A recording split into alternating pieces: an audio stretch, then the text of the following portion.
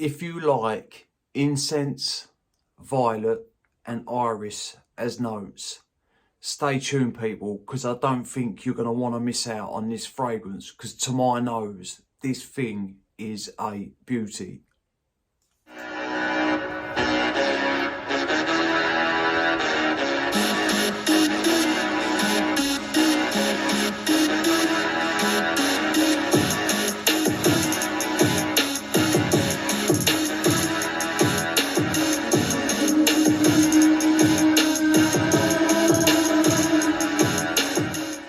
What is good, YouTube? Hello ladies and gentlemen, and welcome back to my channel. My name is Mikey Cologne, and if you tuned in, thank you for doing so, people. Right, you see the intro. I've got to talk to you about this fragrance from L'orchestre Parfums. I've done a first impression on this a little while ago, and I think I've worn it about 10 to 12 times. I've had it for a little while now, and I have fallen in love with this fragrance. I really have. I'm going to show you the presentation quickly, read you the notes, and I'm just going to talk to you about this fragrance. But if you do like incense, the incense in this fragrance is so smooth. It's not shouting out, it ain't loud. It's just so well blended with the other notes, but we'll get to that. So the name of this fragrance is Incense Asakuse. And there is the bottle. This is a 100ml bottle, and it is Eau de Parfum concentration. All these fragrances in their L'orchestre's line, I believe, are inspired by musical instruments and places. And I want to show you the box, and then there's just a little write-up on the box. But that's how the box looks. So you've got all the musical notes on the side. And then on the back, you've got some writing. And it says, Tokyo Holy Temple. A winter prayers answered by the serene notes of a koto. A mystical incense, bewitching, powdery and woody. Main notes are alabanum incense, pink berries, cypress, iris, violet, myrrh and white musk. This thing, it really is a beauty. It really is. Let me just spray it. I'll show you the atomizer. They're wooden caps.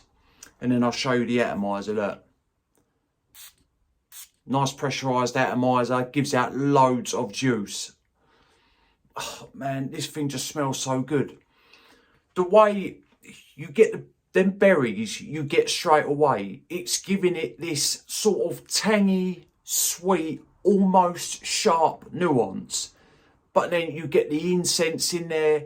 The violet is there, giving these floral touches.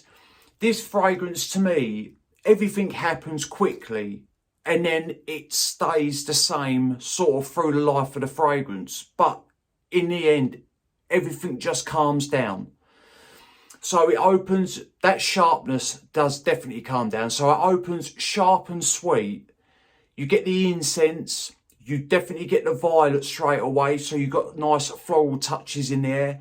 The iris is just adding this smoothness.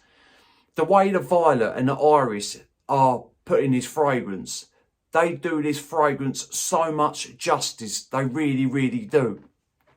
You've got the myrrh and the alabanum, which is frankincense, is adding this balsamic depth, a little bit of warmth. Like at first this fragrance is a little bit cold, if that makes sense, and then that alabanum and that myrrh sort of add a bit of warmth to it, a bit of depth. Balsamic and a little bit resinous. The cypress in this is giving it this sort of woody, earthy nuance, but not too earthy, just a little bit. So it sounds like there's a lot going on. So it opens sweet, almost a little bit tangy sharp. You've got smooth incense, you get floral touches, you've got the iris, so it's smooth. And then, like I say, it goes a little bit balsamic. And then you've got woody nuances with an earthy tone, but slightly earthy. I know sometimes when people hear earthy in a fragrance, it can put them off. I'm telling you, there is nothing off-putting about this fragrance. So you've got a lot going on, and then that is how it stays. Once it calms down, the sharpness dissipates, that goes away, everything just calms down and tones down. You still get the iris, you still get the violet, the incense is there. The berries are there, but they've completely calmed right down. It almost not turns ambery, but it gives off a little bit of that kind of tone, if that makes sense, because of the frankincense and the myrrh. This is a gorgeous fragrance. It really, really is. When I first sprayed this fragrance, I liked it. The more I wore it, I just love it. I loved it more and loved it more. And look, you can see I've made a bit of a dent in that. Look, I've used about 8 to 10 mil. So I've given it some good wearings. Gorgeous fragrance. Completely unisex in my book. I would personally wear this fragrance all year round. I really would. I think it would be better dressed up.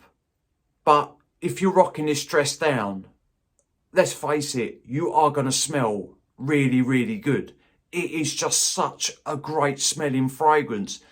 The way the notes are contrasted, the way it's blended, nothing ever gets too much.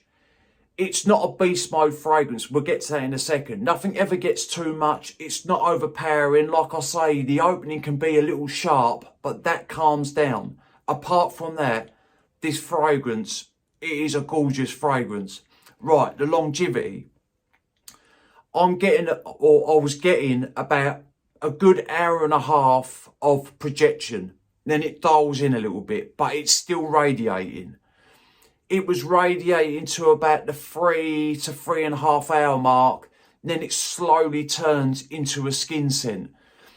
I have worn this to bed and I could faintly smell it the next day on skin, but faintly. I could tell that it was the fragrance, but it was just there. It does last until the next day on clothes. So if you're going to wear this to go out, you've got no problems with the longevity there. I would give this fragrance a solid 8.5 out of 10. I think it is that good. I really, really do. I've got another one from their brand, which I'm going to review soon. And that one is also a great smelling fragrance. So, right people, let me know if you've tried this fragrance. Let me know if you've tried any from the brand. Like I say, I think all their fragrances are inspired by musical instruments and places. So, I mean, it's good. It really is good. Right, people, remember, smelling good's always a pleasure and never a chore. And thank you for sticking with me. I will see you on the next one. Cheers.